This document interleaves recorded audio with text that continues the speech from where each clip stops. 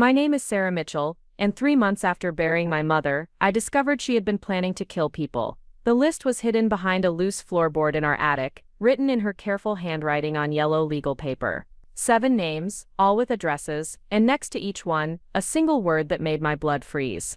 But it wasn't until I saw my father's name at the very top, with the word first written in red ink, that I understood my entire life had been a lie. I was holding that paper when I heard his truck pull into the driveway 3 hours early from work, and for the first time in my 28 years, I was genuinely afraid of the man who taught me to ride a bike. Before we jump back in, tell us where you're tuning in from, and if this story touches you, make sure you're subscribed, because tomorrow, I've saved something extra special for you. The cancer took Linda Mitchell on a Tuesday in March, and by Friday, I was back in Riverside, Ohio, standing in the kitchen where she used to make pancakes every Sunday morning. The house felt enormous and suffocating at the same time, like being trapped inside a snow globe that someone had shaken too hard. My younger brother Tommy had driven up from Cincinnati with his girlfriend, but they lasted exactly 2 days before retreating back to their apartment, mumbling something about work commitments and promising to help with estate stuff later. That left me alone with Dad, navigating the strange choreography of grief in a house that suddenly felt too big for 2 people. David Mitchell had always been a man of few words, but Mom's death seemed to have stolen even those from him. He moved through the rooms like a ghost, eating the casseroles neighbors brought over without tasting them, nodding politely when people stopped by to offer condolences. The construction company he co-owned with Robert Hayes basically ran itself those first few weeks, which was probably for the best since Dad spent most of his time sitting in his recliner, staring at a television that wasn't turned on. I had taken a leave of absence from my job at a marketing firm in Columbus, telling my boss I needed time to settle Mom's affairs and make sure Dad was okay. The truth was simpler and more complicated. I couldn't stand the thought of returning to my small apartment and my routine coffee shop and my ordinary problems when the woman who gave me life was now nothing but ashes in an urn on the mantel.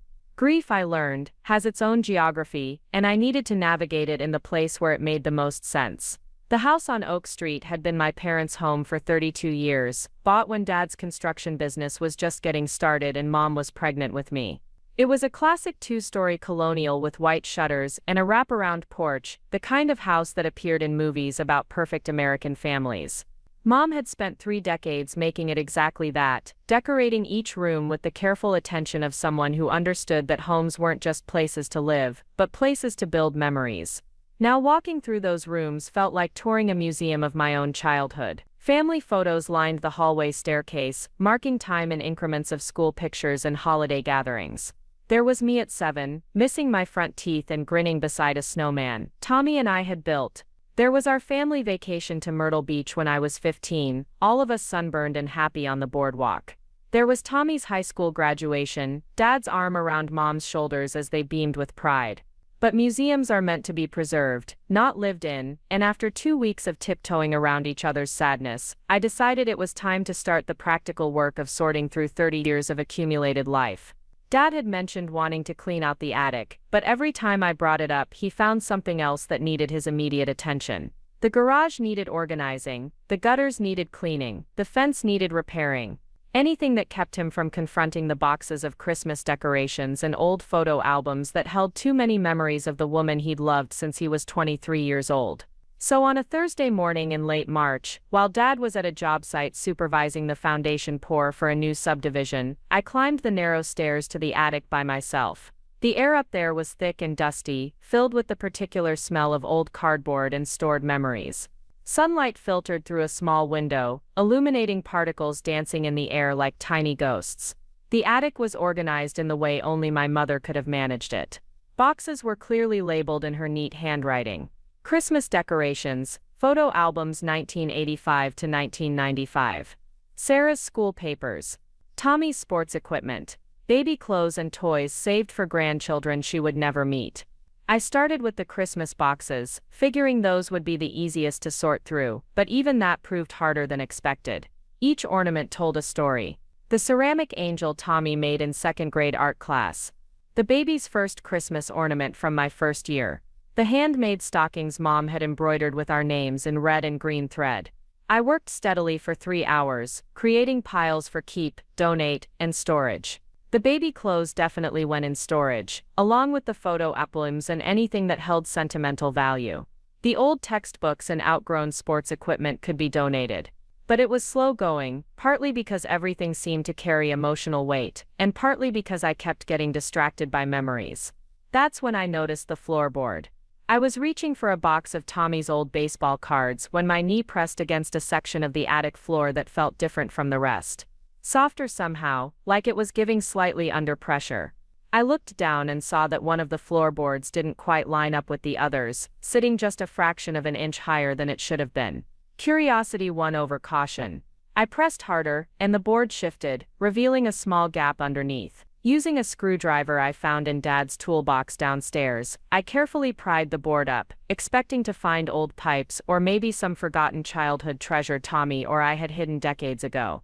Instead, I found a manila envelope, thick with papers and sealed with tape that had yellowed with age. My hands were shaking as I opened it, though I couldn't have said why.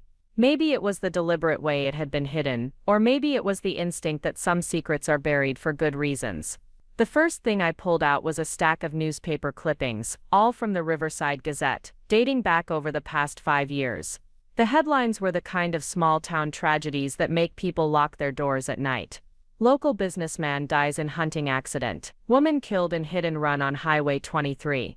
House fire claims family of 3. Construction worker falls from scaffolding.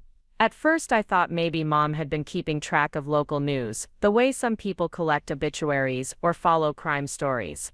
But as I looked closer, I noticed that someone had used a yellow highlighter to mark specific details in each article. Names, addresses, the circumstances of each death. And in the margins, written in Mom's careful handwriting, were notes that made my stomach drop. David was there. Robert knew about the permits.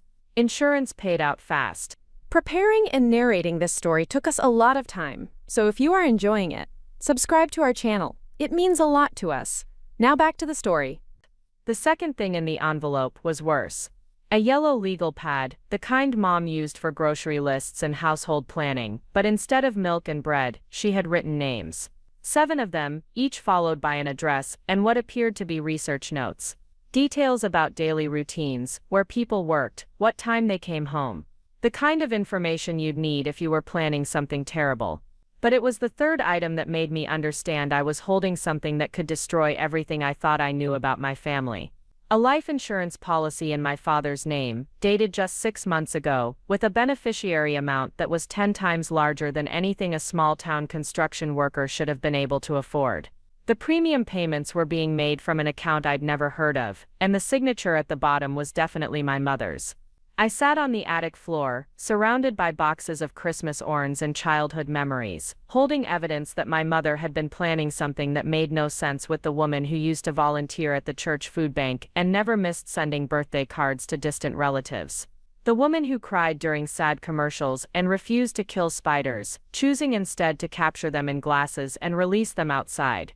That's when I heard Dad's truck in the driveway.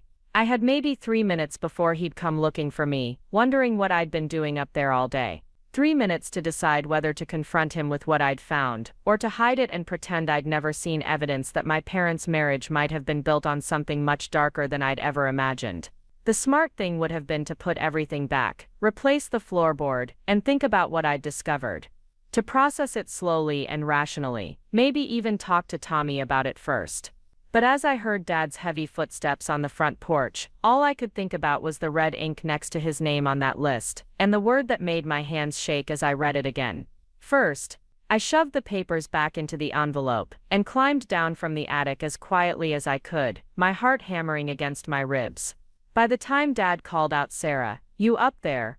I was in the hallway bathroom, splashing cold water on my face, and trying to figure out why the woman who raised me to always tell the truth had been keeping secrets that could send someone to prison. "Just cleaning," I called back, surprised by how normal my voice sounded. "Found some of Tommy's old stuff you might want to look at." "I'll be up in a minute," he replied, but I could hear him moving around in the kitchen, probably looking for something to eat that didn't require actual cooking. Since Mom died, his diet had consisted mainly of sandwiches and whatever the neighbors brought over. I had maybe 10 minutes before he'd actually make it upstairs, which gave me just enough time to think about what I was going to do with the information that was currently burning a hole in the envelope clutched against my chest. Part of me wanted to march downstairs and demand an explanation. The daughter who had spent 28 years trusting her parents completely wanted to believe there was some reasonable explanation for why my mother had been collecting information about local deaths and researching life insurance policies. But a larger part of me, the part that had been watching Dad's behavior since Mom's funeral, was starting to remember things that hadn't seemed important at the time. Like how he'd insisted on handling all the funeral arrangements himself, keeping Tommy and me away from the details. Like how he'd been strangely calm about everything, more resigned than devastated. Like how he'd refused to let us see Mom in the hospital during her final days, claiming the chemotherapy had changed her too much and she wouldn't want us to remember her that way. What if the cancer hadn't killed her at all? The thought hit me like a physical blow, so shocking and terrible that I actually gasped out loud. But once it was there, I couldn't make it go away. What if everything I thought I knew about my mother's death was wrong? What if the papers I'd found weren't evidence of future plans, but documentation of something that had already happened? I could hear Dad moving around downstairs, opening and closing cabinet doors, probably looking for the coffee Mom used to make fresh every morning. Such a normal domestic sound, but now it felt ominous, like the footsteps of someone I didn't really know moving through a house that might have been the scene of a crime. That's when I made a decision that probably saved my life, though I wouldn't understand that until much later. Instead of going downstairs to confront my father with questions that might not have answers I wanted to hear, I grabbed my purse and car keys and walked out the back door as quietly as I could. I told myself I was just going for a drive to clear my head, maybe stop by Murphy's Cafe for coffee and try to process what I'd discovered in a place that felt safe and public. But as I pulled out of the driveway, I realized I was shaking too hard to drive safely, and the envelope on the passenger seat seemed to be radiating heat like it was radioactive. 2 blocks from the house, I pulled over and called the one person I thought might be able to help me make sense of what I'd found. Detective Maria Santos had been Mom's friend since high school, one of the few people from their graduating class who had stayed in Riverside. She'd worked her way up from patrol officer to detective over the past 15 years, and more importantly, she was someone I trusted to tell me the truth, even if it wasn't what I wanted to hear. "Sarah, honey," she said when she answered on the second ring. "How are you holding up? I've been meaning to stop by and check on you and your dad. Maria, I need to ask you something, and I need you to be completely honest with me." My voice was steadier than I'd expected, which gave me the courage to continue. "Were there any questions about how Mom died? Anything that seemed unusual about her case?" There was a long pause on the other end of the line, long enough that I started to wonder if the call had dropped. When Maria finally spoke, her voice had shifted from friendly concern to something more professional and careful. "Sarah, why are you asking me that? Did something happen? I found some papers in the attic, things that don't make sense. Maria, I think Mom might have been planning something before she died, and I think it might have involved Dad." Another pause, even longer this time. When Maria spoke again, I could hear the sound of a door closing, like she was moving somewhere more private. "Where are you right now?" "In my car about 2 blocks from the house." "Maria, you're scaring me. What's going on?" "Sarah, I need you to listen to me very carefully. Don't go back to that house. Not yet. Can you meet me at my office in 20 minutes? And bring whatever you found with you." The line went dead, leaving me sitting in my car with the terrible understanding that my worst fears were probably about to be confirmed. Detective Maria Santos, who had known my family for decades, who had eaten dinner at our table and attended every one of my birthday parties growing up, was telling me not to go home. Which meant that home might not be safe anymore. I started the car and drove toward the police station, the envelope beside me feeling heavier with each mile. Behind me, in the house where I'd grown up believing in the fundamental goodness of the people who raised me, my father was probably wondering where I'd gone and why I'd left so suddenly. What he didn't know was that I'd found the evidence that would unravel 30 years of lies, and that by the time the sun set on Riverside, Ohio, one of us would be running for our lives. The truth, as it turned out, was so much worse than anything I could have imagined. Detective Maria Santos was waiting for me in the parking lot of the Riverside police station when I arrived, her expression grim in a way that made my stomach drop even further. She wasn't in uniform, just jeans and a sweater, but there was something about her posture that screamed cop. The way she scanned the parking lot before approaching my car, the way her hand rested casually near her hip, where I knew she kept her service weapon, even when off duty. "Let me see what you found," she said without preamble as I rolled down my window. No small talk, no gentle transition into whatever conversation we were about to have. Just the direct approach of someone who already suspected what I'd discovered was as bad as I feared. I handed her the envelope through the window, watching her face as she flipped through the contents. Her expression didn't change much, but I saw her jaw tighten when she reached the newspaper clippings, and something that might have been resignation when she got to the list of names. "How long have you known?" I asked when she finally looked up at me. "Known what exactly?" But the way she said it told me she was buying time, not asking for clarification. "Known that my mother was planning to kill people. Known that my father's name is at the top of her hit list. Known that the woman who raised me was apparently some kind of serial killer in training." My voice cracked on the last words, and I realized I was crying without having felt the tears start. Maria looked around the parking lot again, then opened my passenger door and slid into the seat beside me. "Sarah, your mother wasn't planning to kill anyone. She was trying to prove that someone else had already killed 7 people in this town, and that your father was going to be the 8th victim." The words hit me like a physical blow. I had been so focused on the terrifying possibility that my mother was a potential murderer that I hadn't considered the alternative. That she might have been trying to prevent murders, not commit them. "What are you talking about?" I whispered. Maria sighed and rubbed her temples like she was fighting a headache. "Your mom came to me about 8 months ago with a theory. She thought someone was targeting people in Riverside, making their deaths look like accidents. She'd been tracking patterns, collecting evidence, trying to build a case. But the police didn't believe her. The police couldn't do anything with what she had. No concrete evidence, no witnesses, no clear motive. Just a list of deaths that could easily be explained as tragic coincidences in a small town where people work dangerous jobs and drive on rural highways late at night." I stared at the papers scattered across my lap, seeing them in an entirely different light. The highlighted newspaper articles weren't evidence of planning, they were evidence of investigation. The notes in the margins weren't planning tools, they were questions. David was there, Robert knew about the permits. Insurance paid out fast. Not statements of fact, but suspicions that needed to be verified. Why didn't she tell me? Why didn't she tell anyone in the family? Because she thought the killer was someone close to your family. Someone who would know if she was getting too close to the truth.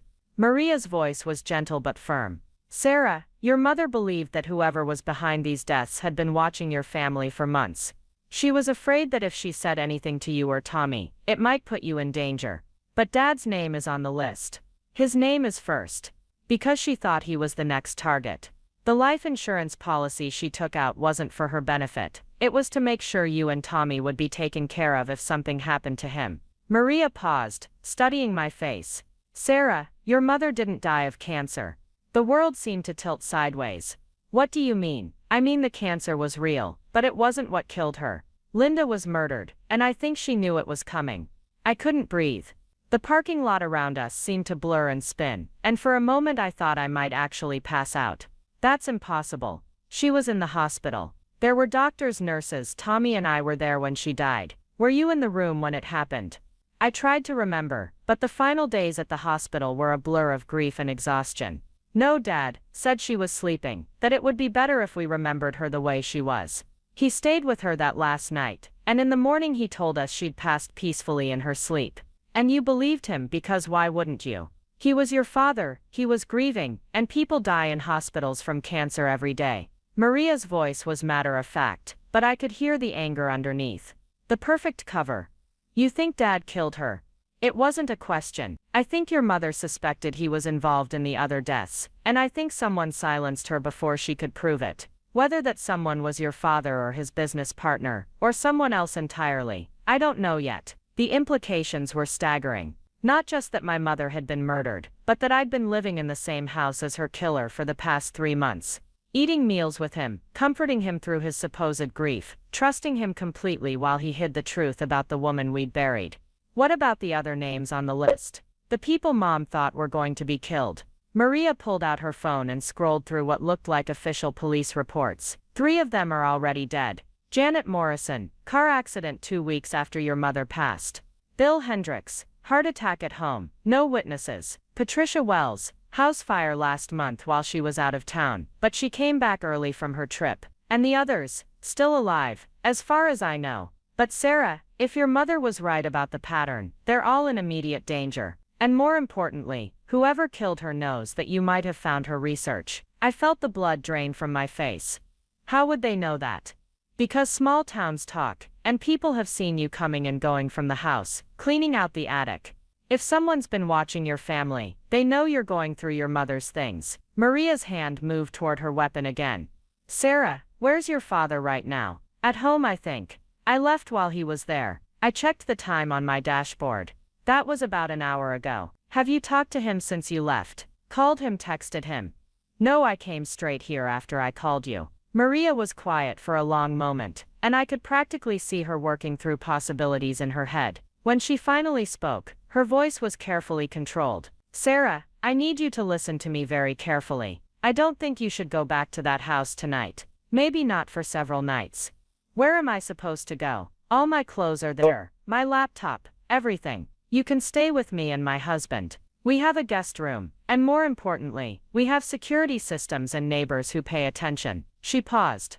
But first, I think we need to have a conversation with someone who might be able to fill in some of the gaps in your mother's research. Who? Carol Jensen. She was your mom's closest friend, and according to these notes, Linda was sharing her suspicions with someone. Carol's name appears in the margins of several of these newspaper clippings. Carol Jensen lived in a tidy ranch house on the other side of town, surrounded by flower gardens that my mother had always admired. She'd been part of my parents' social circle for as long as I could remember, the kind of family friend who showed up for birthday parties and graduation ceremonies without being asked. Her husband had died 5 years earlier, and since then she'd become something of a town busybody, the kind of woman who knew everyone's business, and wasn't shy about sharing it. When she answered the door and saw Maria and me standing on her porch, her face immediately crumpled into an expression of sympathy mixed with something that looked like relief. Oh Sarah honey, I've been hoping you'd come by. I've been so worried about you, living in that house with— She stopped abruptly, glancing at Maria. Maybe you should come inside.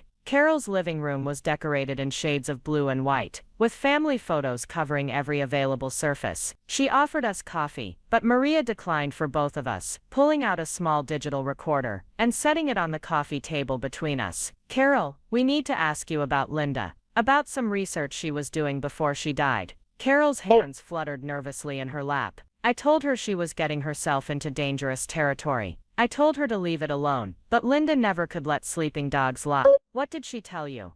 I asked. Everything. About the accidents that weren't accidents. About the pattern she'd discovered. About her suspicions regarding David and Robert's business dealings. Carol looked directly at me. Honey, your mother was convinced that your father and his business partner were running some kind of insurance scam, targeting people who were heavily insured, making their deaths look accidental, then collecting on policies they'd somehow arranged. But that's impossible. Dad doesn't work in insurance. He's in construction. Construction gives you access to a lot of things. Maria said quietly. Permits, building codes, safety inspections. It would be easy to sabotage a structure if you knew how it was built. Carol nodded grimly. Linda started noticing the pattern after that family died in the house fire on Maple Street. The Henderson, David's company, had done some electrical work there just 2 months before the fire. When she looked into it more, she found that Mitchell and Hayes Construction had worked on properties connected to at least 5 of the suspicious deaths. What kind of work? Electrical repairs, foundation work, roofing projects, always small jobs. The kind that wouldn't attract much attention but would give them access to houses, knowledge of structural weaknesses, opportunities to plant devices, or create hazards that might not be discovered until it was too late. I felt sick. And Mom found evidence of this. She found connections, patterns, but no smoking gun, nothing that would stand up in court. Carol wrung her hands. That's when she started talking about going to the state police, maybe even the FBI. She said the local authorities were too close to the situation, that there might be corruption involved. Did she say she suspected anyone in particular? She thought Robert Hayes was the mastermind, your father's business partner. Linda believed David was being manipulated, maybe blackmailed into participating. She couldn't accept that the man she'd been married to for 30 years could be a cold-blooded killer. But I could see from Maria's expression that she wasn't so sure about Dad's innocence. What happened when Linda got sick? Carol's voice dropped to almost a whisper. She called me the day before she went into the hospital for the last time. She said she'd found proof, something that would expose everything. She was scared, Sarah. More scared than I'd ever heard her. She said if anything happened to her, I should make sure you and Tommy got her research. But you didn't give it to us, because I was terrified. Linda died 3 days later, and David wouldn't let anyone see her at the hospital. Said she was too weak, too changed by the treatments. Then suddenly she was gone, and he was making all the funeral arrangements, and everything happened so fast. Carol wiped tears from her eyes.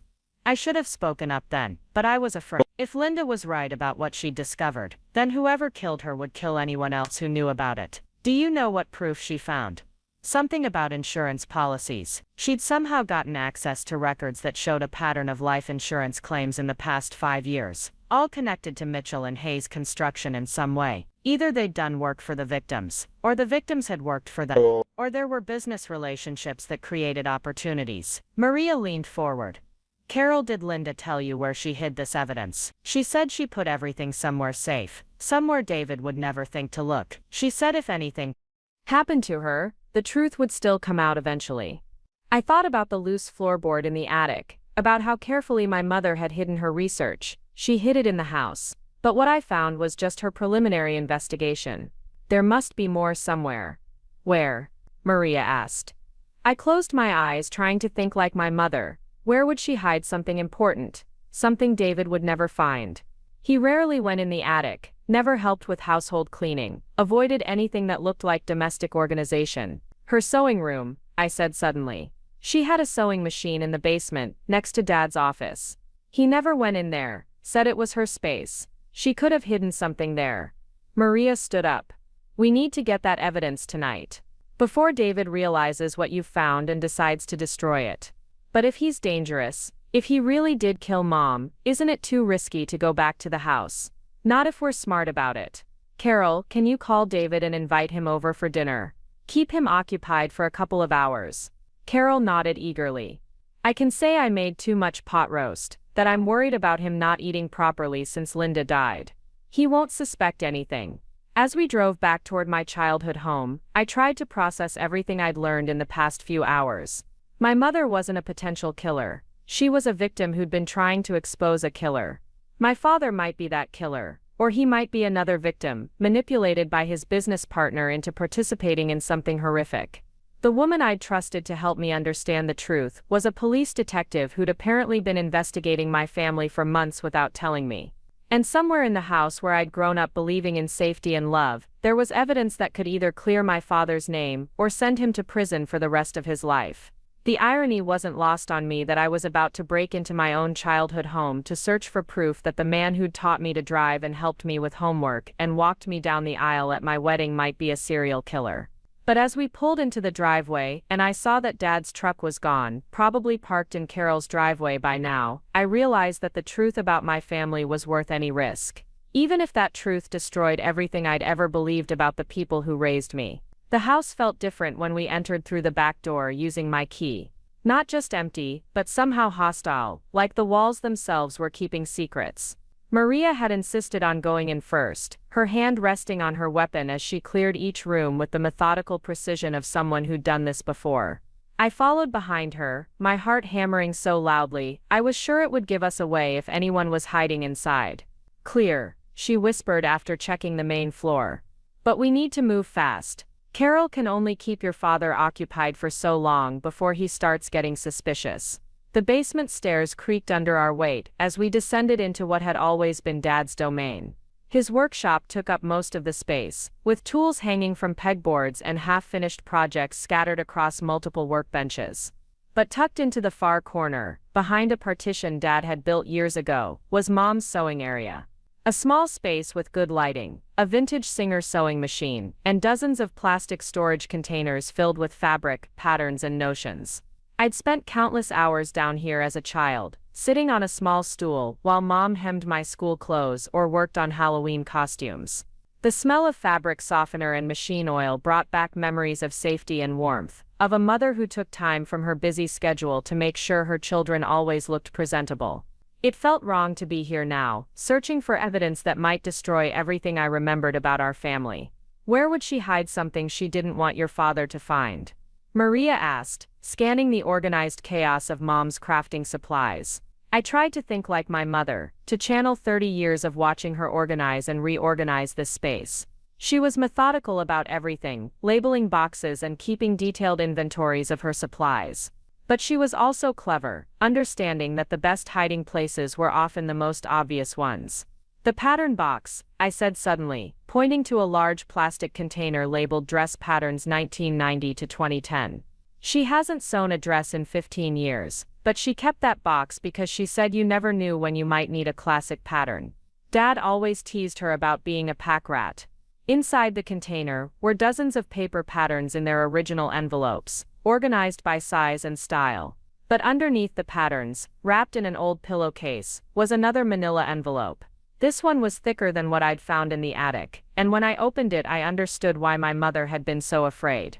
The first document was a spreadsheet printed on several pages, showing life insurance policies taken out over the past 5 years. 19 policies in total, all for amounts between $50,000 and $200,000. All the beneficiaries were listed as Mitchell and Hayes Construction Company, listed as the deceased's employer or business partner. The premium payments had been made through a complex web of shell companies, but Mom had traced them back to a single bank account controlled by Robert Hayes. Jesus, Maria breathed, looking over my shoulder. This is a systematic operation. The second document was even more damning. Bank records showing deposits into Robert Hayes' personal account corresponding exactly to insurance payouts. The amounts were staggering. Over the past 5 years, he'd collected nearly $2 million from policies on people who died in what appeared to be accidents. But it was the third document that made my blood run cold. A partially completed life insurance application in my father's name, with Robert Hayes listed as the beneficiary. The application was dated just 2 weeks before Mom had entered the hospital for her final stay. Someone had been planning Dad's death, and they'd wanted to make sure they'd profit from it. Look at this, Maria said, pulling out what appeared to be audio transcripts. Your mother was recording conversations. The transcripts were from phone calls, dated over several months before Mom's death. Robert Hayes talking to someone identified only as M about timing and methods. References to making it look natural and waiting for the right opportunity. Most chilling of all was a conversation from just 3 days before Mom went into the hospital. The Linda problem needs to be handled soon. She's asking too many questions, and David's getting nervous. We can't afford to have her talking to the wrong people. What about David? He's not going to just stand by if something happens to his wife. David won't be a problem much longer. His policy is already in place, and after Linda's gone, he'll be too grief-stricken to think clearly. A few months of mourning, then a tragic accident. Maybe a fall from some scaffolding, or a problem with his truck brakes on one of those winding mountain roads. I sank onto Mom's sewing stool, the implications hitting me like a physical blow. Not only had Robert Hayes been systematically murdering people for insurance money, but he'd been planning to kill both my parents. Mom's death hadn't been random or opportunistic. It had been calculated, necessary to silence the one person who'd gotten close to exposing his operation. There's more, Maria said grimly, pulling out what looked like medical records. Sarah, these are your mother's actual hospital charts. The ones that show what really happened during her final stay. I took the papers with shaking hands. The medical terminology was mostly beyond me, but certain phrases stood out with terrifying clarity. Unexpected deterioration, sudden cardiac event inconsistent with patient's condition. Request for autopsy denied by family. Dad refused an autopsy.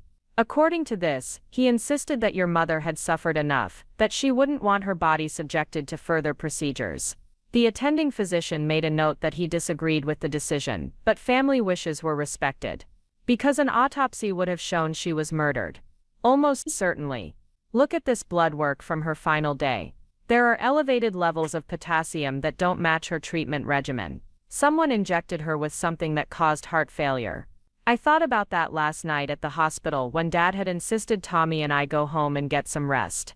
When he'd promised to stay with Mom and call us if anything changed.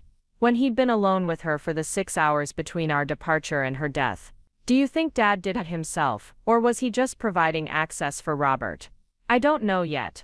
But Sarah, look at the timestamp on this final medical entry. Your mother's heart stopped at 3:47 a.m. But according to the hospital's visitor log, your father signed out at 11:30 p.m. the night before. The significance hit me immediately. He wasn't there when she died. Which means someone else was. Someone who had access to the BOTCU, who knew how to administer a lethal injection without triggering immediate alarms. Who could walk out of that hospital without being questioned. A doctor. Or a nurse. Or someone posing as medical personnel. Robert Hayes has been planning this operation for years. He'd have needed inside help at the hospital, people who could create opportunities and cover tracks. The sound of a car in the driveway made us both freeze. We weren't expecting Dad back for at least another hour, but the rumble of a truck engine was unmistakable. Maria immediately began shoving the documents back into the envelope, while I tried to process what we'd learned and what it meant for our immediate safety. Is there another way out of here? Maria whispered. The storm cellar.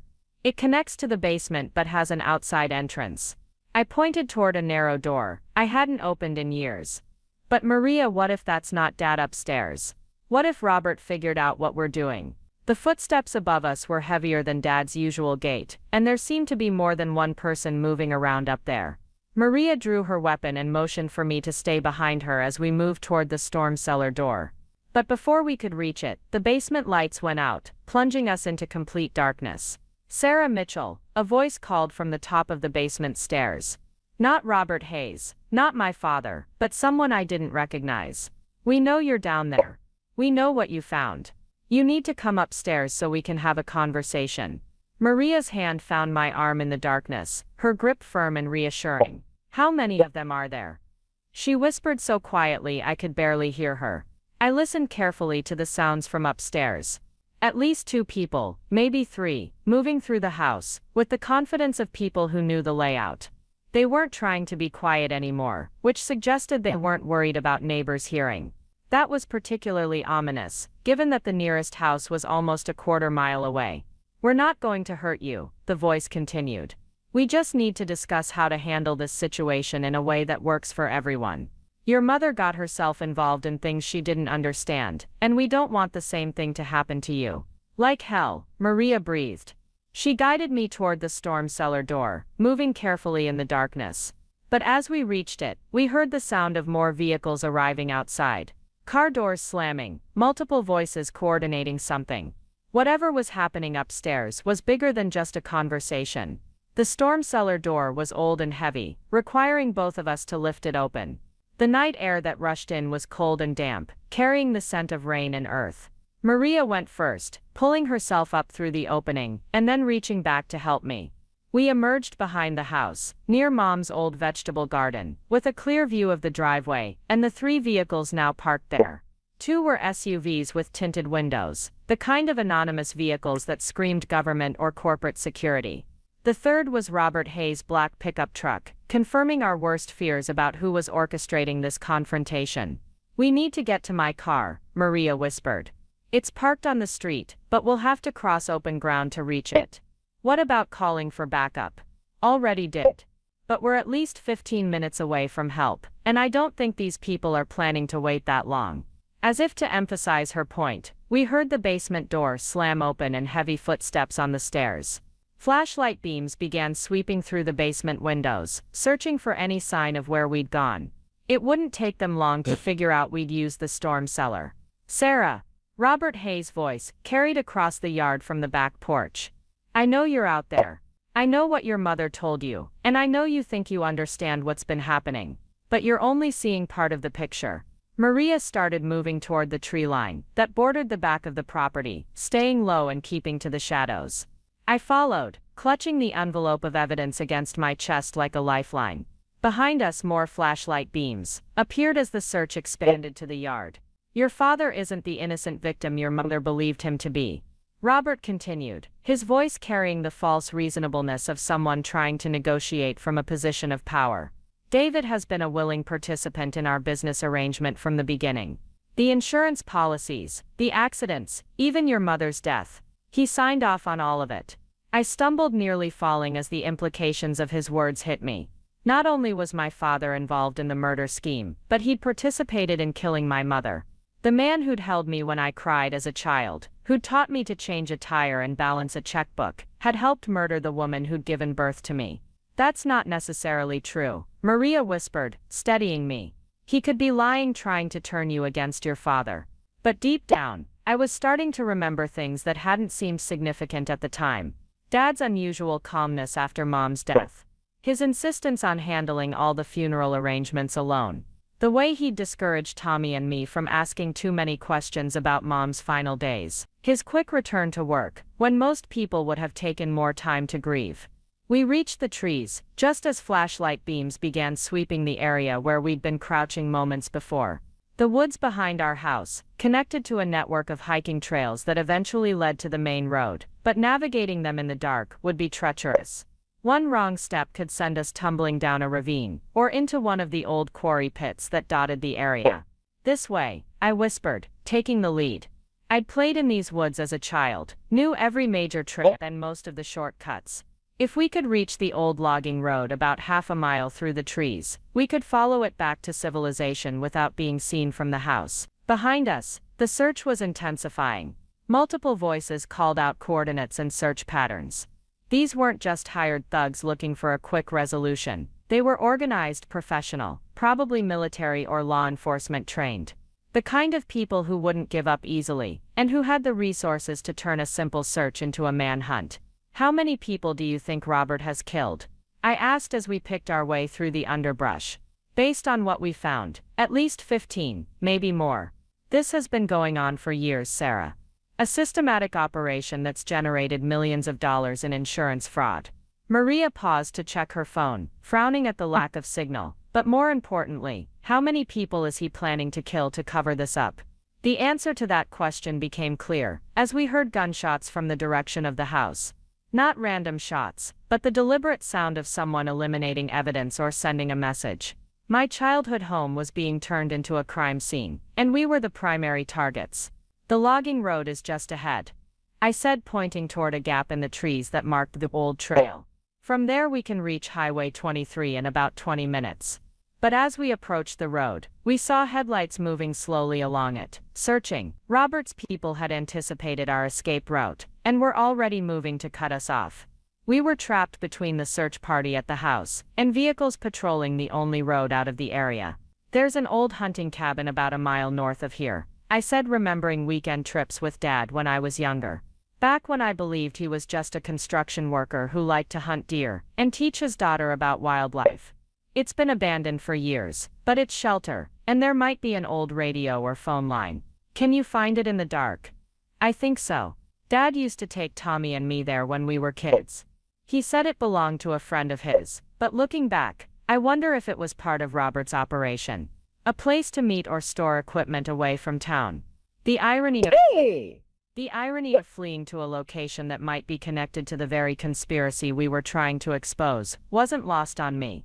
But with limited options and the sounds of pursuit getting closer, we didn't have the luxury of being choosy about our destinations.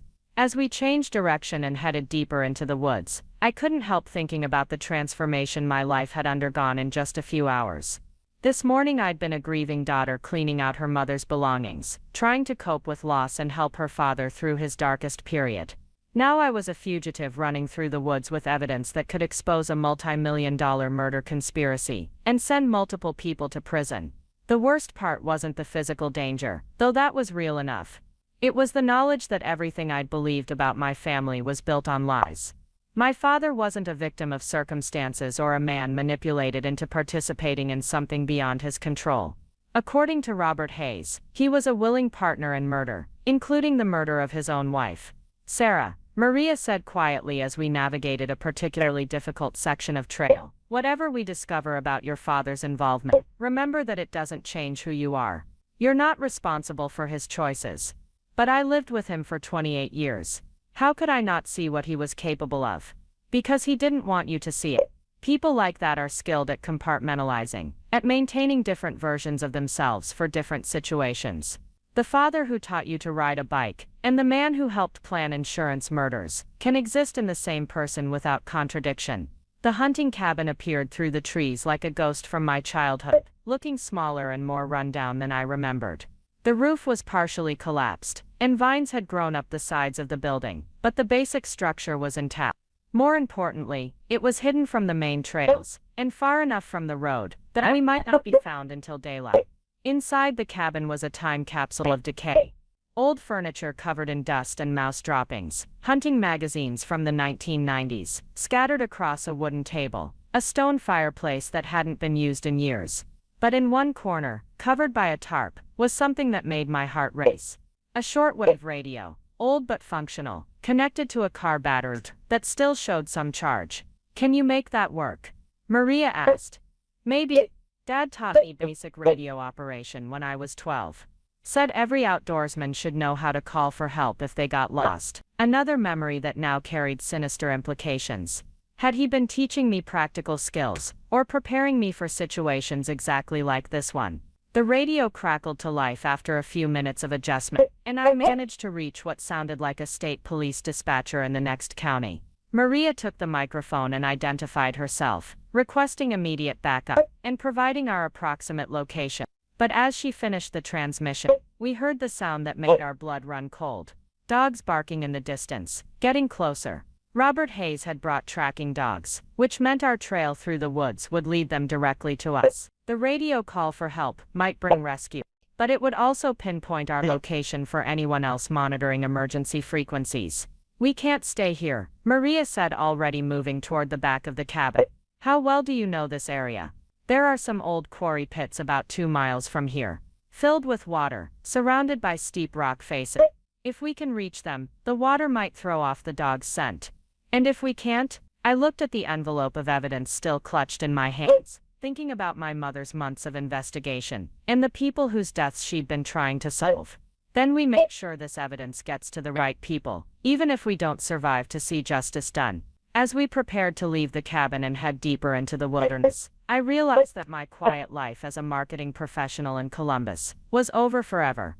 Whether we escaped or were caught, whether my father was innocent or guilty, whether the conspiracy was exposed or covered up, I could never go back to believing in the simple narrative of a loving family touched by tragedy.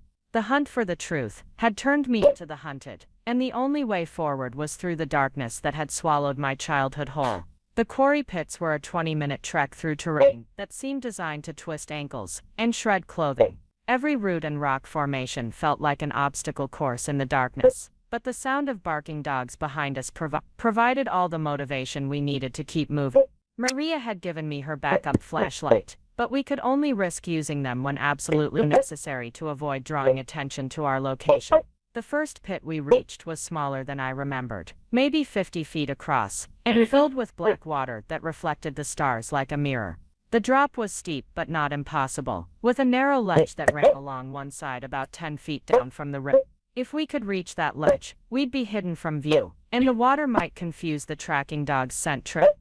"I'll go first," Maria said, already testing handholds in the rocky face. "If something goes wrong, don't try to rescue me. Get that evidence to the state police, and let them handle everything else." "Nothing's going wrong," I said with more confidence than I felt. "We've come this far." The climb down was treacherous in the dark, but manageable for someone who'd spent childhood summers scrambling around these rock formations. The ledge was wider than it had looked from above, providing enough space for both of us to sit and rest while we waited to see if our pursuers would pick up our trail. We didn't have to wait long. Within 10 minutes, flashlight beams appeared at the edge of the woods, followed by the shapes of at least 4 men and 2 German shepherds. The dogs seemed confused when they reached the quarry, circling the rim and whining as they lost their scent at the water's edge. They went into the water, one of the men said, his voice carrying clearly across the stillness. "Radio base and tell them to check all the quarry pits in the area. They can't have gone far." "What about the cabin?" Jenkins said he heard radio traffic from that direction. "State police are already en route to that location. We need to wrap this up before they arrive and start asking questions." From our hiding place on the ledge, I could see the men clearly in the glow of their flashlights. Professional security types, just as Maria had suspected. But their equipment and coordination suggested They were more than just hired muscle. These were people with serious training and resources. The kind of operation that could make people disappear permanently if necessary. One of them was speaking into a radio, coordinating with other search teams scattered throughout the area. From what I could hear, they had a dozen people involved in the mission, plus vehicles blocking the main roads out of the county. This wasn't just about silencing two witnesses. This was about containing a threat to what must be a massive criminal enterprise. How long do you think we can stay here? I whispered to Maria. Until dawn, maybe. After that, they'll bring in helicopters with thermal imaging, and we'll be sitting ducks on this ledge. The radio chatter from above continued as the search teams regrouped and planned their next moves. What we heard made it clear that Robert Hayes' operation was far larger than even Mom's investigation had revealed. References to operations in 3 different states, dozens of active policies, and contingency plans for exposure suggested a network that had been operating for years, with sophisticated planning and multiple levels of protection. Base, this is Team 3. We've got a problem at the Mitchell house. Local fire department is responding to a structure fire. Looks like someone torched the place to destroy evidence. My heart sank as I realized they were talking about our family home. The house where I'd grown up, where Mom had hidden her research, where 30 years of memories were stored in photo albums and keepsakes. All of it was going up in flames to cover the tracks of people who saw human life as nothing more than a profit opportunity. Team leader, be advised that we have state police units approaching from the east. ETA, approximately 15 minutes. Recommend immediate extraction if targets are not located. Negative. We finish this tonight. Too much exposure risk if they reach authorities with that evidence. Maria squeezed my arm, pointing toward movement on the far side of the quarry. More flashlights were approaching, and it looked like they were preparing to search the water systematically. Our hiding place was good, but it wasn't perfect. If they brought boats or diving equipment, they'd find us eventually. There's a drainage tunnel that connects this quarry to the next one, I whispered, remembering exploration adventures from my teenage years. It's underwater but not very long. Maybe 30 feet. If we can hold our breath long enough, we can get to the other pit without being seen. That's assuming the tunnel isn't blocked after all those years, and assuming we don't drown in the attempt. The alternative is waiting here until they find us. Maria considered this for a moment, then began removing her jacket and boots. How deep is the tunnel entrance? About 8 feet down from the surface. There should be a metal grate, but Dad and his friends used to remove it for maintenance access. If it's still off, we can swim through. The water was shockingly cold when we slipped into it. Cold enough to make breathing difficult, and thinking sluggish, but adrenaline and desperation provided the motivation to dive down into the black depths. Feeling along the rocky wall for the tunnel entrance, my lungs were burning by the time I found the opening, and I had to surface once for air before attempting the swim through. The tunnel was longer than I remembered, filled with silt and debris that made navigation by touch nearly impossible. Halfway through, my chest began to burn with the need for oxygen, and panic started to set in. But Maria's hand on my ankle provided reassurance, and the faint glow of starlight ahead marked the exit to the second quarry.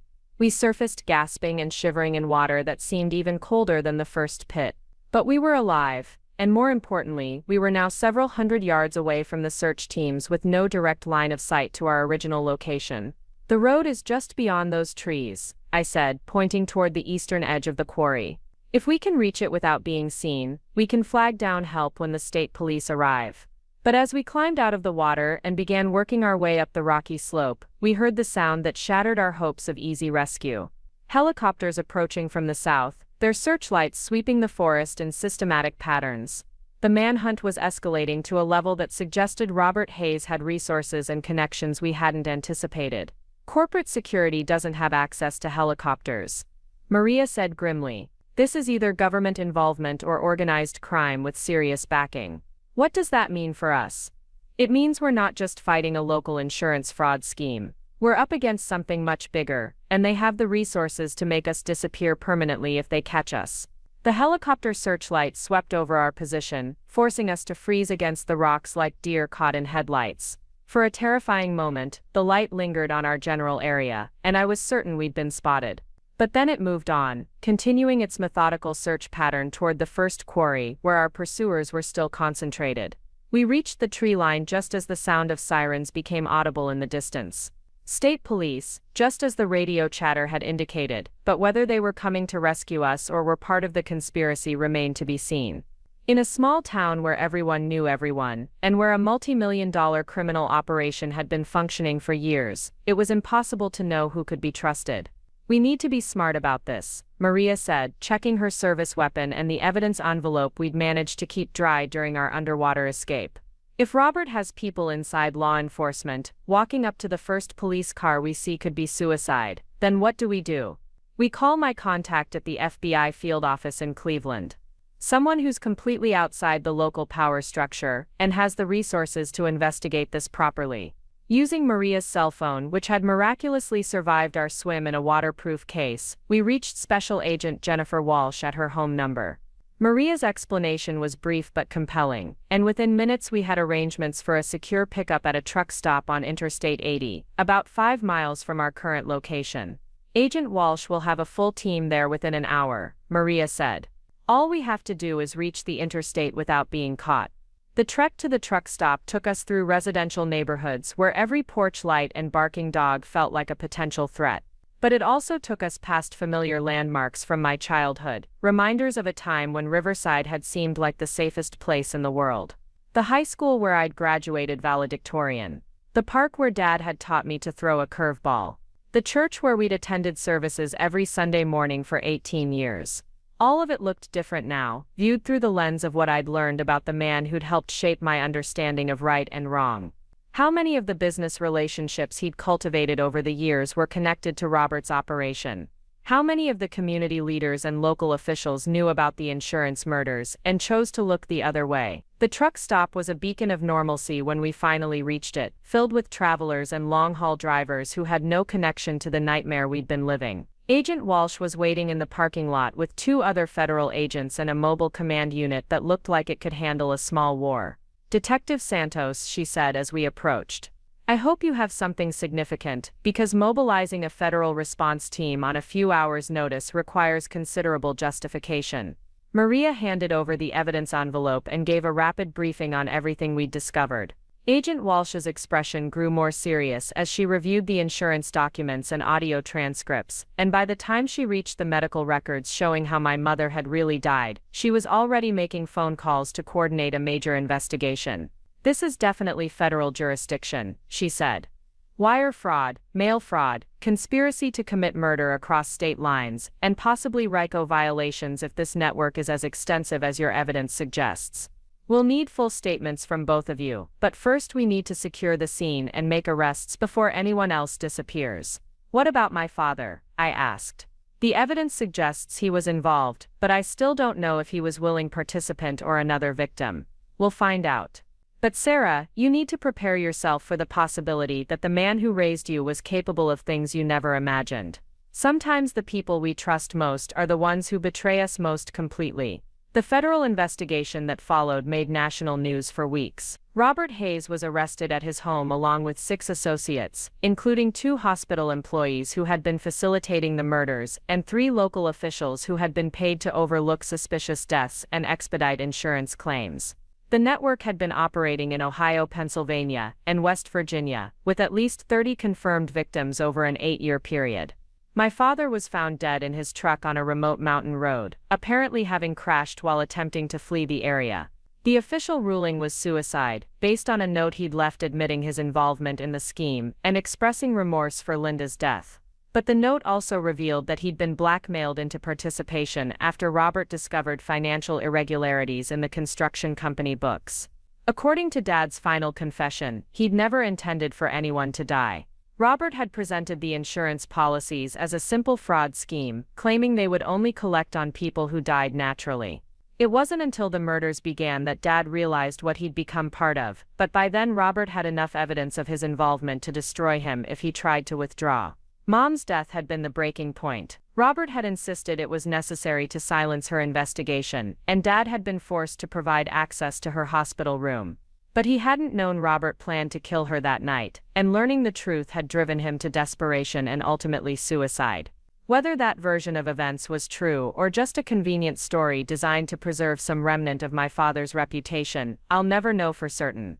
What I do know is that the investigation vindicated my mother's work and brought justice for at least 30 families who had lost loved ones to Robert's greed. The insurance companies involved paid out millions in settlements, and the federal prosecutors used the RICO statutes to seize assets worth nearly $10 million. Robert Hayes received life in prison without possibility of parole, and his associates received sentences ranging from 15 to 30 years. As for me, I never returned to Riverside except to testify at the trials. My childhood home was a total loss from the fire, but the insurance money allowed me to start over in a new city with a new identity. I changed my name, moved to Seattle, and found work with a nonprofit organization that assists families affected by violent crime. Sometimes I think about the version of my life that would have existed if I'd never climbed into that attic, if I'd never found Mom's research, if I'd simply accepted her death as a tragic consequence of cancer. It would have been easier to live with the lies than to discover the truth, easier to remember my parents as the loving couple who raised me rather than as victims and perpetrators of a conspiracy that destroyed dozens of lives. But then I remember the other potential victims on Mom's list, the people who are alive today because her investigation ultimately exposed Robert's operation. I remember the families who finally got answers about suspicious deaths that had haunted them for years. I remember that sometimes the hardest truths are the most important ones to uncover. My mother spent the final months of her life trying to save people she'd never met, risking everything to expose a conspiracy that most people would have ignored or dismissed. She died trying to protect the man who had betrayed her, and she left behind evidence that would ultimately bring justice to dozens of victims. In the end, Linda Mitchell's hit list wasn't a plan for murder. It was a plan for justice, hidden in an attic until her daughter was strong enough to carry it forward. And while the truth destroyed everything I thought I knew about my family, it also revealed the kind of woman my mother really was. The kind of woman worth running for, worth fighting for, and worth honoring by making sure her story was finally told. 6 months after Robert Hayes was sentenced to life in prison, I received a package with no return address at my new apartment in Seattle. Inside was a safety deposit box key and a handwritten note that simply said, "Your mother wanted you to have this." I recognized Carol Jensen's careful script immediately, though I hadn't spoken to her since the trials ended. The safety deposit box was located at a bank in Columbus, about an hour from where I'd grown up. The drive back to Ohio felt like traveling through a nightmare I'd tried desperately to forget, but curiosity won over my reluctance to revisit that chapter of my life. The bank manager, a middle-aged woman with kind eyes, explained that the box had been rented under my mother's maiden name 3 years before her death, with specific instructions that I should be contacted if anything happened to her. What I found inside changed everything I thought I understood about my mother's final investigation. The first item was a thick journal, bound in leather and filled with my mother's meticulous handwriting. The entries spanned almost 4 years, beginning with her first suspicions about the unusual number of accidental deaths in Riverside, and documenting her gradual discovery of the insurance fraud scheme. But these weren't just research notes. They were the thoughts and fears of a woman who realized she was uncovering something that could destroy her family. March 15th. David came home late again tonight, said he was working on the Henderson project, but I drove by the site around 7 and his truck wasn't there. Called Robert's house and his wife said he was out too, starting to wonder if they're meeting somewhere else, discussing things they don't want me to know about. April 2nd. Found insurance papers in David's truck while looking for his registration policy on Janet Morrison, the woman who died in that car accident last month. Why would David have her insurance information? She never worked for the construction company. April 20th. Confronted David about the Morrison policy. He said Robert handles all the employee insurance, that it was probably just paperwork that got mixed up. But Janet Morrison was never an employee. I checked May 8th. David knows I'm investigating. Caught him going through my desk last night. When I asked what he was looking for, he said he was worried about me. That I've been acting paranoid. Maybe I am paranoid. Maybe I want to be wrong about this. The entries painted a picture of a marriage slowly disintegrating under the weight of terrible suspicions. My mother had loved my father deeply, but she'd also been intelligent enough to recognize the evidence pointing to his involvement in something monstrous. The journal revealed months of internal struggle as she tried to reconcile the man she'd married with the possibility that he was participating in murder. June 12th. Can't sleep anymore. David watches me constantly now, monitors my phone calls, asks where I'm going every time I leave the house. He knows that I know, but we're both pretending everything is normal. Living with someone you suspect of murder, while trying to gather evidence against them, might be the loneliest thing in the world. July 4th. Tommy and Sarah were here for the holiday. Watching David with them, seeing how gentle and loving he is with our children, makes this even harder. How can someone be a devoted father and grandfather, while also being capable of taking other people's parents away from their children? August 18th.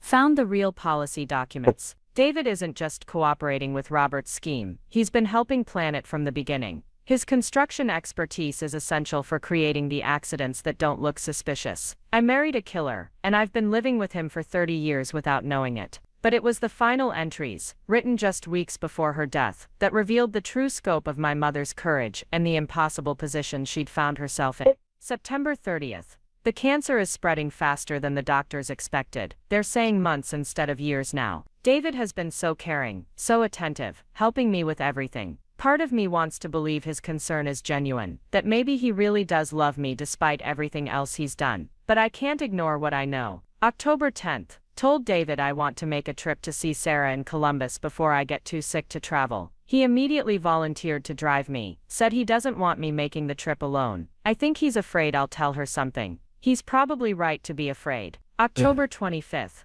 Robert visited today, while David was at work. He knows about my investigation. He didn't threaten me directly, but he made it clear that my health problems could become more serious very quickly if I don't stop asking questions. He also mentioned Sarah and Tommy specifically, said it would be tragic if anything happened to them while they were dealing with their mother's illness. November 8th. David found my research files. I came home from chemo treatment to find him in the basement, going through the box where I'd hidden everything. He was crying when he saw me, actually crying. He said he never wanted me to find out, that he'd been trying to get out of the arrangement with Robert for years, but couldn't figure out how to do it without destroying our family. November 15th. David told me the truth about everything tonight. The insurance policies, the murders, his role in making the accidents look authentic. He said it started as simple fraud, just collecting on policies for people who were already dying. But Robert kept escalating until it became systematic murder. David claims he never killed anyone personally, just provided the technical expertise for creating structural failures and equipment malfunctions. November 22nd. Don't know whether to believe David's version of events or not. He seems genuinely remorseful, says he's been planning to turn himself in, but was afraid of what would happen to me and the kids. Now that I'm dying anyway, he thinks maybe this is his chance to finally do the right thing. But Robert will never let him walk away from this alive. December 1st. Made my decision. If David won't expose Robert's operation, I will. But I need to be smart about it. Need to make sure the evidence survives even if I don't. David still doesn't know about the safety deposit box or the copies of everything I've gathered. If something happens to me, Sarah will find the truth eventually. December 8th. David came to the hospital tonight, after visiting ours, said he needed to talk to me privately. He looked terrified, said Robert had given him an ultimatum. Either David convinces me to stop investigating, or Robert will make sure my death looks like a natural progression of the cancer. David begged me to just let it go, said we could spend whatever time I have left pretending everything is normal. December 12th. This is probably my last entry. David's agreed to help Robert silence me in exchange for a promise that Sarah and Tommy will be left alone. I don't think he really believes Robert will honor that promise, but he's desperate and scared, and probably telling himself that my death from cancer is inevitable anyway. I forgive him. I understand why he made the choices he did, even if I can't accept them. December 15th. Hidden copies of everything in 3 different locations. If you're reading this, Sarah, it means I didn't survive to see justice done. Your father isn't the monster Robert Hayes is, but he's not innocent either. He chose to protect himself and his business, instead of protecting the people Robert murdered. I hope you can find a way to forgive him eventually, but more importantly, I hope you can find a way to forgive yourself for whatever you discover about our family. I sat in that sterile bank cubicle, crying over my mother's journal, while strangers conducted their business around me, completely unaware that I was reading the final thoughts of a woman who'd been murdered by her own husband. The entries revealed a level of betrayal that made the federal investigation's findings seem almost merciful in comparison. The second item in the safety deposit box was even more devastating. A USB drive containing audio recordings my mother had made secretly during her final weeks. Conversations with my father where he admitted his role in the murders, pleaded with her to stop investigating, and ultimately agreed to help Robert kill her in exchange for promises about Tommy and my safety. Listening to those recordings was like experiencing my parents' marriage dissolve in real time. I could hear the love in my mother's voice even as she documented evidence that would send my father to prison. I could hear my father's genuine anguish as he chose self-preservation over justice, convenience over courage. But it was the final recording that broke my heart completely. A conversation between my parents on what must have been my mother's last night alive, where she forgave him for what he was about to do, and made him promise to be a good father to Tommy and me, after she was gone. I need you to understand something, David. What you're doing to me doesn't change the fact that I love you. It doesn't change the 30 years we had together, or the children we raised, or the life we built. You're making a terrible choice, but you're making it out of fear, not malice. Linda, please. We can still figure out another way to handle this. Robert doesn't have to know you stopped investigating. Robert already knows everything, David. He's been watching me for months, monitoring my communications, tracking my movements. The only reason I'm still alive is because he wanted to see if you'd be willing to do this yourself. It's a test of your loyalty to him. I can't do this. I can't be the one who you won't be. Robert will handle the actual process. All you have to do is make sure he has access to my room tomorrow night, and that you're not here when it happens. Then you grieve like any loving husband would, and you move on with your life. How can you be so calm about this? Because I made my choice weeks ago, and now you're making yours. I chose to seek justice for the people Robert murdered, even knowing it would probably cost me my life. You're choosing to prioritize your own survival and our children's future over holding a killer accountable. Neither choice is simple or easy, but they're the choices we made. I love you, Linda. I know that doesn't matter now, but I need you to know that everything I did was because I love you and the kids more than anything. I know you do, and I need you to know that I forgive you. Not because what you're doing is right, but because love doesn't always make us brave enough to do what's right. Sometimes it makes us weak enough to do what's necessary. The recording ended there. But there was one more item in the safety deposit box. A letter addressed to me specifically, and dated the day before my mother's death. My dearest Sarah, it began, if you're reading this, it means the cancer didn't kill me after all, and you've discovered the truth about how I really died. I hope this knowledge doesn't destroy your faith in love or family, or the possibility that people can choose to do good even when they've done terrible things. Your father is not a good man, but he's not completely evil either. He's weak, and he's scared, and he made a series of choices that led him down a path he never intended to walk. The man who taught you to ride a bike and helped you with your homework really does exist. He's just also the man who chose his own safety over the lives of strangers, and ultimately over my life as well. I don't expect you to forgive him. I don't even expect you to understand how I can forgive him. But I hope you can find a way to separate the father who loved you from the man who participated in murder. You are not responsible for his crimes, just as you are not defined by his choices. What you are responsible for is deciding what to do with the truth you've discovered. I've given you evidence that could put dangerous people in prison and bring justice to families who deserve answers. But I've also given you information that could destroy what's left of your relationship with your father and change how you remember your entire childhood. The choice is yours, Sarah. You can take this evidence to the authorities and see justice done, knowing it will mean the end of everything you believed about our family. Or you can walk away, let sleeping dogs lie, and try to find peace with partial truths and comfortable lies. Whatever you decide, know that I'm proud of the woman you've become. You have a strength I never possessed, and a moral courage that will serve you well, whatever path you choose. You are the best thing your father and I ever created together, and nothing that's happened since can change that. All my love, Mom. I sat in that bank cubicle for 2 hours, processing everything I'd learned, and trying to decide what to do with information that could rewrite the ending of a story I thought I'd already finished. The federal investigation had focused on Robert Hayes and his network, treating my father as a victim who'd been blackmailed and ultimately murdered for trying to withdraw from the conspiracy. But the evidence in this safety deposit box told a different story. It revealed a man who'd been a willing participant in murder for years, who'd only shown remorse when his own wife became a target, and who'd ultimately chosen to help kill her rather than face the consequences of his actions. The question was whether exposing this truth would serve any purpose beyond satisfying my own need for complete honesty. Robert Hayes was already serving life in prison.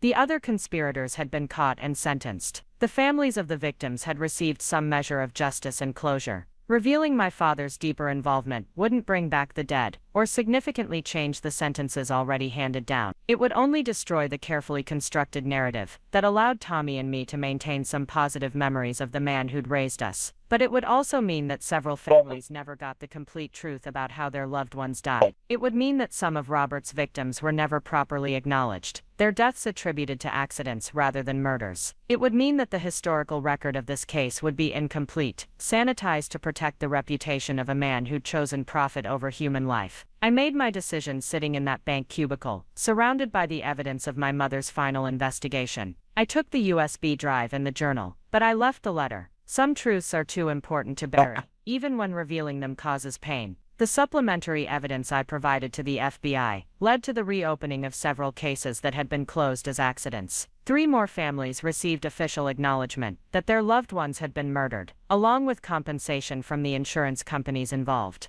The historical record was corrected to reflect the true scope of Robert Hayes' operation and the number of people who died for his profit. But I never publicly revealed the recordings of my parents' final conversations, or the details of my father's willing participation in my mother's murder. Some truths are meant for official files and legal proceedings, not for public consumption or family destruction. Tommy and I still gather for holidays, though we don't talk much about our parents anymore. He knows there were aspects of Dad's involvement that never came out during the trials, but he's never asked for details, and I've never volunteered them. Some mercy lies in allowing people to carry the amount of truth they're strong enough to bear. I kept my mother's journal, though I only read it on the anniversary of her death. It serves as a reminder that courage doesn't always look heroic, that love sometimes requires us to act against our own interests, and that the people we admire most are often the ones who choose to do what's right, even when it costs them everything. My mother spent her final months knowing she was going to be murdered by the people she loved most, and she used that time to ensure their crimes wouldn't go unpunished. She forgave her killer while documenting his guilt, protected her children while seeking justice for strangers, and faced her own death with a grace I hope I never have to find in myself. Linda Mitchell's hit list wasn't a plan for revenge, or a cry for help, or a desperate attempt to save herself. It was a roadmap to justice, carefully prepared by a woman who knew she wouldn't live to see it implemented. She hid the truth in places her family would eventually find it, trusting that love and justice could coexist, even in the darkest circumstances. The list had my father's name at the top, not because she wanted him dead,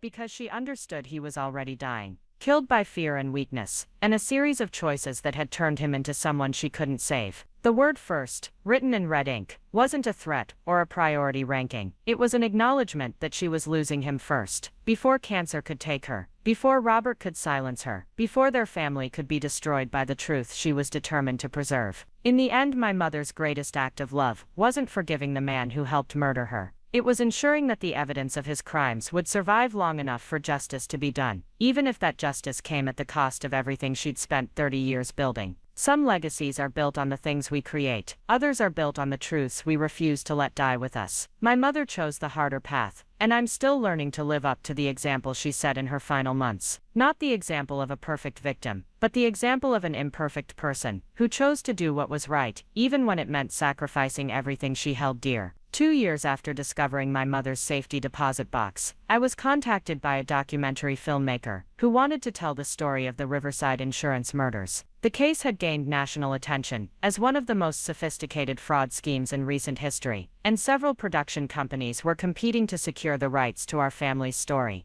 I turned them all down, except for one. Rebecca Martinez was different from the others. She wasn't interested in sensationalizing the murders or turning my family's tragedy into entertainment. She was the daughter of one of Robert Hayes' victims, a man who died in what appeared to be a construction accident 3 years before my mother's investigation began. Rebecca had spent years fighting to get her father's case reopened, only to be told repeatedly that there wasn't enough evidence to support her suspicions. When the federal investigation finally vindicated her beliefs and revealed that her father had indeed been murdered, she decided to document the entire conspiracy to ensure that the victims would be remembered as more than just statistics in a criminal case. She wanted to understand how such an extensive operation could function for years in a small community where everyone supposedly knew everyone else. "The thing that bothers me most," she said during our first meeting at a coffee shop in downtown Seattle, "isn't just that these people were murdered for money, it's that the community they trusted, the system they believed would protect them, was the very thing that killed them. How do you rebuild faith in humanity after discovering something like that?" It was a question I'd been wrestling with since the night I'd run through those dark woods with evidence that would destroy everything I thought I knew about love and family. How do you continue believing in the goodness of people when the people closest to you were capable of such calculated evil? How do you trust your own judgment about character when you'd lived with a killer for decades without recognizing what he was? Rebecca's documentary project became something more than just a film about criminal conspiracy. It became an exploration of how communities hide their secrets, how ordinary people become complicit in extraordinary evil, and how survivors find ways to rebuild their lives after fundamental betrayals. She interviewed dozens of people connected to the case, from the families of victims to law enforcement officials to former employees of Mitchell and Hayes Construction. What emerged was a picture of a small town that had been slowly corrupted over time, where warning signs had been ignored or explained away, where people had chosen comfortable denial over uncomfortable truth. The documentary revealed that several residents had suspected something was wrong with the unusually high number of accidental deaths, but they'd convinced themselves that small towns were just dangerous places where people worked risky jobs and lived too close to highways and industrial sites. One of the most powerful interviews was with Dr. Patricia Hendricks, the emergency room physician who had treated many of Robert's victims in their final moments. She admitted that she'd noticed patterns in the injuries and symptoms she was seeing, but she'd dismissed her suspicions as paranoid thinking brought on by working too many trauma cases. You want to believe that when people come to you dying or injured, it's because of genuine accidents or natural causes, she said. The alternative is accepting that someone in your community is deliberately creating these tragedies, and that's such a horrifying possibility that your mind rejects it automatically. It's easier to believe in bad luck than to believe in human evil. Another interview that stayed with me was with Janet Morrison's daughter, the woman whose insurance policy I'd found among my mother's research. Janet had been killed in what appeared to be a single-car accident on a rural highway, her vehicle reportedly sliding off the road during an ice storm. But the investigation revealed that her brakes had been tampered with, and the timing of her death corresponded exactly to Robert's need for cash to cover some failed investments. My mother was the most careful driver I knew, her daughter Sarah said. She grew up driving in Ohio winters, and she would never have been going fast enough on icy roads to lose control like that. But when I tried to get the police to investigate more thoroughly, they said I was just looking for someone to blame because I couldn't accept that it was an accident. They made me feel like I was crazy for thinking someone would want to hurt her. The documentary also explored the psychological profiles of the conspirators, trying to understand how ordinary people could transition into systematic murder. A forensic psychologist explained that insurance fraud often escalates gradually, with participants crossing increasingly serious moral boundaries until murder becomes just another business decision. Robert Hayes didn't wake up one morning and decide to become a serial killer, the expert explained. He probably started with simple fraud, maybe inflating claims or staging minor accidents for financial gain. Each successful crime made the next one easier to justify, and each new participant became more invested in protecting the operation. By the time they were committing murder, they'd already convinced themselves that they were just smart business people taking advantage of a flawed system. But it was the interview with Robert Hayes himself that provided the most chilling insights into the conspiracy. Rebecca had somehow convinced him to speak with her from prison, though his motives for agreeing to the interview remained unclear.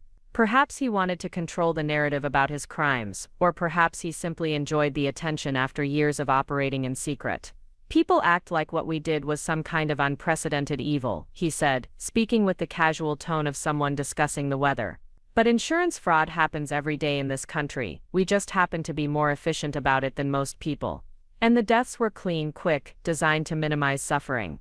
It's not like we were torturing people or killing them in ways that caused unnecessary pain. When Rebecca asked him about the impact on the victims' families, his response revealed a complete absence of empathy that was somehow more disturbing than open malice would have been. Everyone dies eventually, he said. We just accelerated the timeline for some people who were living unproductive lives anyway. Most of our targets were older, sick, or struggling financially. In some ways we did them a favor by ending their suffering and providing their families with insurance money they wouldn't have had otherwise.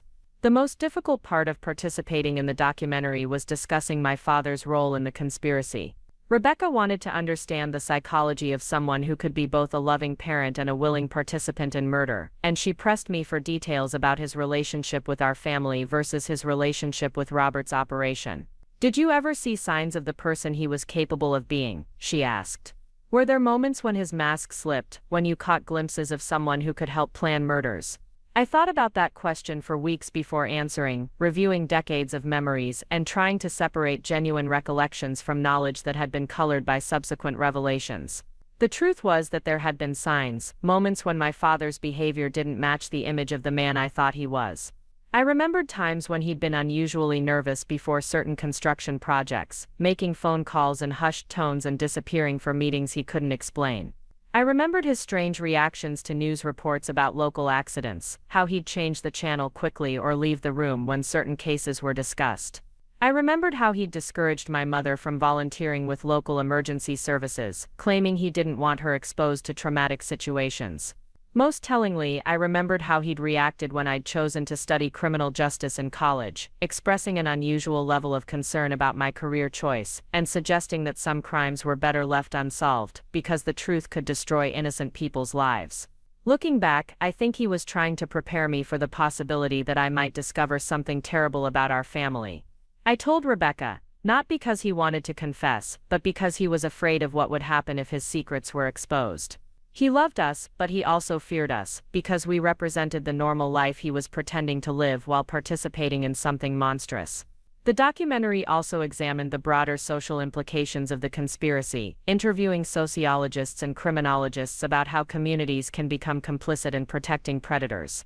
One expert explained that small towns often develop informal networks of protection around successful or influential residents, making it easier for criminals to operate with impunity if they're careful about maintaining their public image. Robert Hayes was a pillar of the community, the expert noted. He donated to local charities, sponsored Little League teams, served on the town council. When people have that kind of public profile, it becomes very difficult for others to believe they could be capable of serious crimes.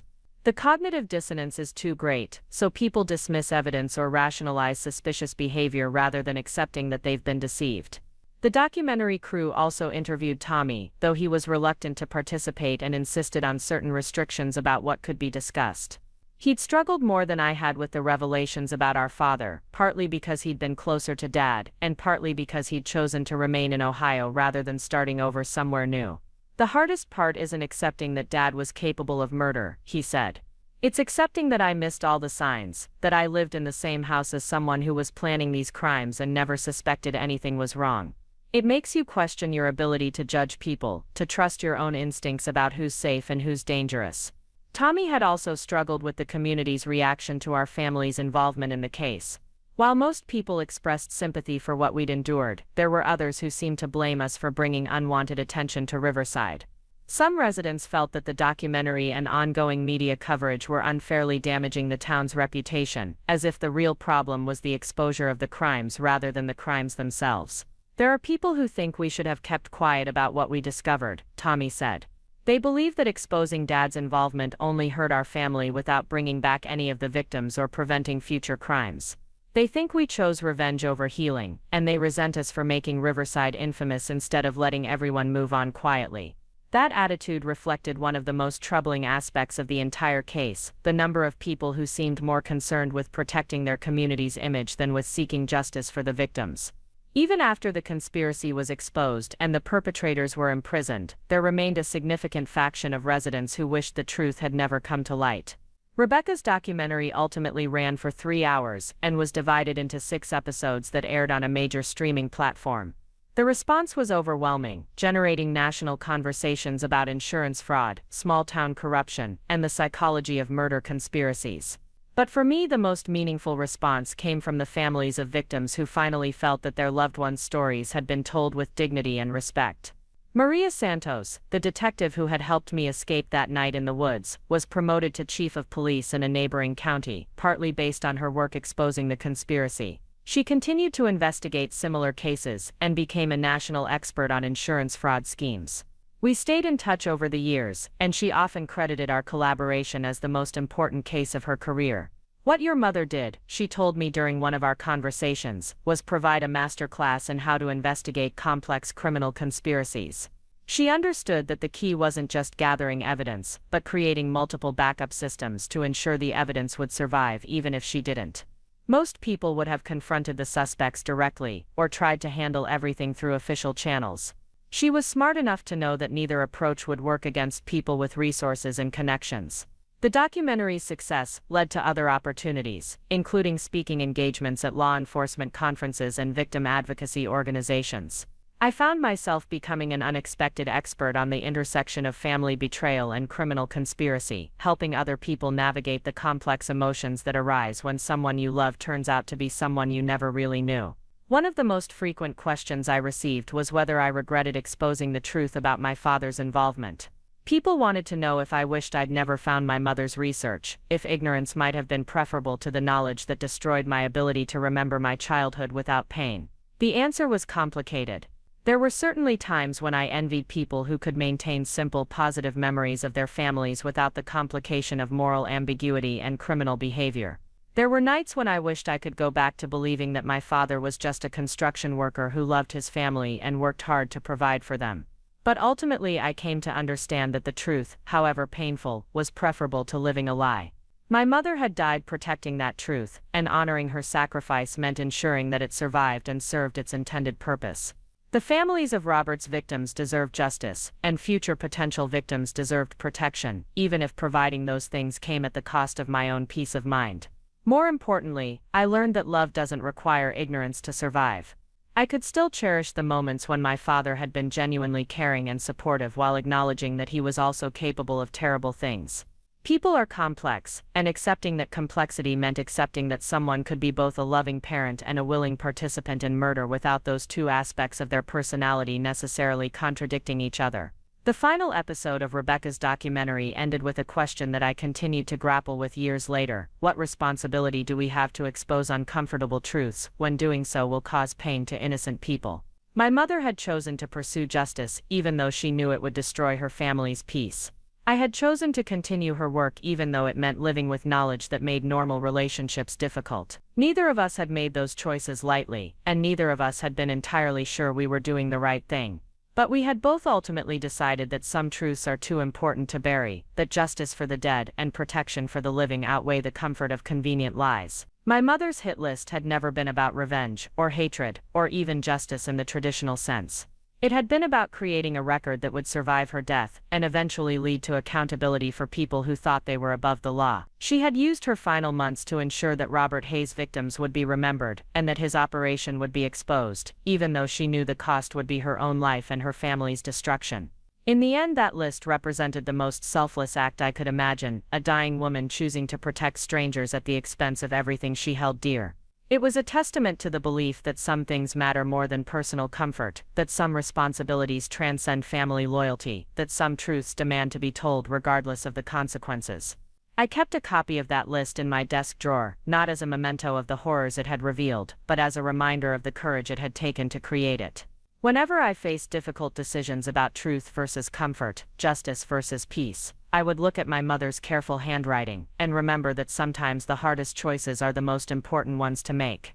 Linda Mitchell had saved her most important lesson for last, teaching me that real love sometimes requires us to act against our immediate interests, that true courage often looks like quiet determination rather than dramatic heroism, and that the people we lose can continue to guide us long after they're gone, if we're brave enough to follow the example they set. 5 years after the documentary aired, I received a letter that changed my understanding of my mother's investigation once again. The envelope was postmarked from a federal correctional facility in Pennsylvania, and the return address showed a name I didn't recognize. Inside was a handwritten confession from someone who claimed to have been part of Robert Hayes' operation but had never been caught or prosecuted. Marcus Webb had been a paramedic in Riverside for 12 years, working closely with the hospital where my mother died, and several of the other victims had been treated.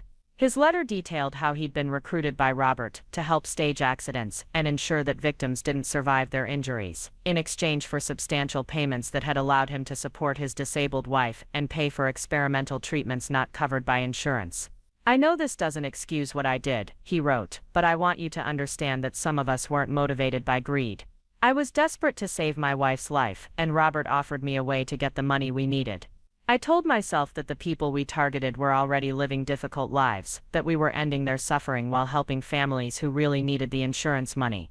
Marcus explained that he'd been the one who actually administered the drug that killed my mother, entering her hospital room posing as a night shift worker while my father waited in the parking lot. He described how Robert had convinced my father that Linda's death was inevitable anyway, that they were simply controlling the timing to ensure it happened before she could expose their operation. "Your father wasn't in the room when it happened," Marcus wrote. He couldn't bring himself to watch, so he left and drove around for hours while I did what needed to be done. When I came outside, he was sitting in his truck crying. He kept saying he was sorry, that he'd never wanted any of this to happen, that he just didn't know how to stop it. The letter included details about other murders that had never been officially connected to Robert's scheme, including several cases in neighboring counties where Marcus had been called in as backup emergency personnel. The scope of the conspiracy was even larger than the federal investigation had revealed, with tentacles reaching into multiple jurisdictions and involving dozens of people in various capacities. But the most shocking revelation in Marcus's letter was his explanation of why he decided to confess now, years after the case had been closed. He'd been diagnosed with terminal cancer, the same disease that had killed my mother, and facing his own mortality had forced him to confront the weight of what he'd done. "I keep thinking about your mother's final moments," he wrote. "She knew what was happening when I entered her room. She looked at me with these sad, understanding eyes, like she forgave me even though I was about to kill her. She didn't fight or scream or beg, she just whispered, 'Tell Sarah I love her,' and closed her eyes. I've been carrying those words for 5 years, and I can't die without passing them along." Marcus's confession led to a reopening of several cold cases and ultimately resulted in additional arrests and prosecutions. 3 more conspirators were identified and charged, including a funeral director who had been falsifying death certificates and an insurance claims adjuster who had been expediting payments. The web of corruption had been even more extensive than anyone had imagined. But for me, the most important part of Marcus's letter was the message from my mother. She had spent her final moments thinking about me, making sure I knew she loved me even as she faced death at the hands of people she'd trusted. It was the kind of grace under pressure that had defined her entire investigation, the ability to maintain love and forgiveness even in the face of ultimate betrayal. The letter also prompted me to reach out to Marcus directly, though visiting a federal prison required extensive background checks and approval processes. When I finally sat across from him in a sterile visiting room, I was struck by how ordinary he looked. Not a monster or a criminal mastermind, just a tired middle-aged man carrying the weight of terrible choices. "I don't expect forgiveness," he said when I asked why he'd decided to confess. "I just needed someone to know that your mother died with dignity. She wasn't a victim in that room, she was someone who understood what was happening and chose to face it with courage. I wanted you to know that her final act was one of love, not fear." Marcus died 6 months later, and I found myself attending his funeral at the request of his widow. She was a frail woman in a wheelchair, clearly suffering from the degenerative disease that had motivated her husband's participation in Robert's scheme. She thanked me for visiting Marcus in prison, saying it had given him some measure of peace in his final months. "He was a good man who did terrible things for love," she said. "I know that doesn't make it right, but I hope you can understand that he never stopped being horrified by what he'd become. Your forgiveness meant everything to him." The experience of confronting Marcus forced me to grapple with questions I'd been avoiding for years. How do you respond to genuine remorse from someone who participated in murdering your mother? How do you balance justice with mercy when the perpetrator is dying, and his confession helps solve other crimes? How do you honor the victim while acknowledging the humanity of the victimizer? These weren't abstract philosophical questions anymore. They were practical moral dilemmas that required real decisions about how to live and what values to prioritize. My mother had somehow found a way to forgive the people who were killing her, but I struggled to match that level of grace. The 10th anniversary of my mother's death fell on a rainy Tuesday in March, and I found myself back in Riverside for the first time since the trials had ended. The town looked different, smaller somehow, as if the weight of its secrets had diminished its physical presence. Many of the businesses that had been thriving when I was young had closed, and several of the families I'd grown up with had moved away. I visited the cemetery where my mother was buried, bringing flowers, and the latest letter I'd received from someone whose life had been affected by the case. This time it was from a young woman whose grandfather had been one of Robert's early victims, thanking me for ensuring that his death was recognized as murder rather than accident. She'd used the insurance settlement to attend college and become a nurse, dedicating her career to helping people in his memory. Standing at my mother's grave, I realized that the ripple effects of her investigation were still spreading, still touching lives, and inspiring people to choose courage over comfort. The hit list she'd compiled hadn't just exposed a criminal conspiracy, it had created a legacy of truth-telling that continued to influence people years after her death. That evening, I drove past the lot where our family home had stood before Robert's people burned it down. Someone had built a new house there, a modern structure that bore no resemblance to the colonial where I'd grown up. The new owners had no idea of the history of their property, the secrets that had been hidden in its attic, the evidence that had been discovered in its basement. Part of me envied their ignorance. They could live in that space without being haunted by memories of betrayal and murder, without wondering which conversations had been overheard, or which family gatherings had been shadowed by criminal planning. They could experience the house as just a home, nothing more complicated than shelter and comfort. But I'd learned that willful ignorance wasn't really an option once you'd seen the truth. My mother had taught me that some knowledge comes with responsibilities, that once you understand how much suffering can be hidden beneath the surface of ordinary life, you have an obligation to remain vigilant and speak up when necessary. The drive back to Seattle took me through the countryside where I'd once run for my life, past the quarry where Maria and I had hidden from tracking dogs, through the small towns where Robert's network had operated with impunity for years. The landscape looked peaceful in the evening light, giving no hint of the violence that had occurred there, or the fear that had once sent me fleeing through dark woods. I thought about all the lives that had been changed by what started as one woman's suspicions about a pattern of deaths. My mother's investigation had led to the exposure of a conspiracy that spanned multiple states and claimed dozens of victims. It had resulted in life sentences for the perpetrators, and millions of dollars in restitution for the families affected. It had changed laws about insurance fraud investigation and inspired new protocols for detecting suspicious death patterns. But more than that, it had demonstrated the power of one person's refusal to accept convenient lies when uncomfortable truths demanded attention. Linda Mitchell had been an ordinary woman living an ordinary life until she noticed something that others had missed or chosen to ignore. Her decision to investigate rather than dismiss those suspicions had ultimately saved lives and brought justice to families who had given up hope of ever learning what really happened to their loved ones. As I reached the outskirts of Seattle and began the final stretch of highway toward home, I understood that my mother's hit list would always be more than just evidence in a criminal case. It was a testament to the belief that ordinary people can accomplish extraordinary things when they choose to act on their moral convictions, even when doing so requires tremendous personal sacrifice. The names on that list represented more than just potential victims or investigative targets. They represented my mother's commitment to truth, her refusal to let injustice continue simply because exposing it was dangerous, and her faith that someone would eventually carry forward the work she'd started, even if she didn't survive to complete it herself. That someone had turned out to be me, though I'd never asked for the responsibility and still sometimes resented the burden it represented. But I'd also learned that the most important legacies aren't the ones we choose to inherit. They're the ones that choose us, demanding that we rise to meet challenges we never expected to face and find strength we didn't know we possessed.